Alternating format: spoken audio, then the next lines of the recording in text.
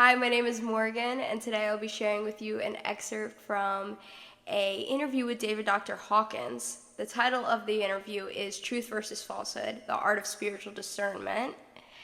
But today I'm just going to be clipping out a section on the psyche and specifically talking about the conscience and what he refers to as the superconscious. This just gives such a good framework for doing psychotherapy and a new perspective that is so helpful. So I hope you enjoy. Self-honesty when you start taking a spiritual inventory.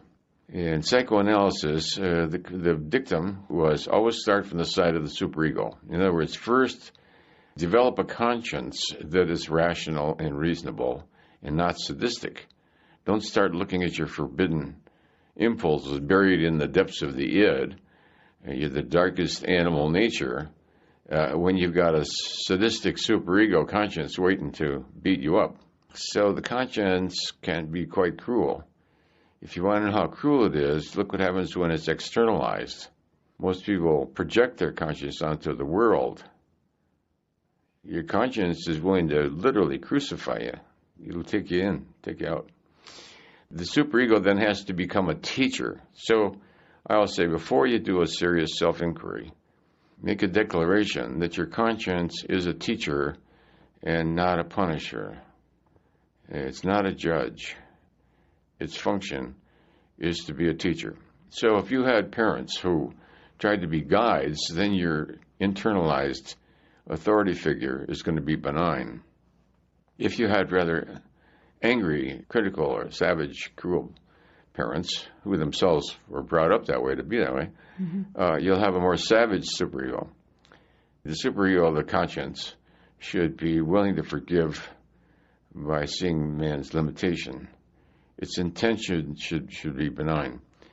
And ostensibly, the purpose of conscience is to keep you on the pathway, pure pathway. Well, if that's what its intention is, then how come it wants to be sadistic? Huh? So you can confront your conscience and say, wait, I thought you were trying to guide me into truth, and now you're getting into sadism and cruelty and suffering. You're fake. Call it for what it is. See? Yeah, because that which loves you wants you to learn. All right. Self-inquiry requires the assigning a responsible role to the conscience. I'm willing to see where I made an error, but I'm not willing to be beat up about it, see? And so setting that intention before you start that right in the beginning, right? So in psychoanalysis, the analyst, the first you side with the person. You can't start bringing them hidden, forbidden impulses out of their unconscious right away. You have to first ameliorate the conscience. And they do that by identification with you. So as the analyst, you become the authority figure.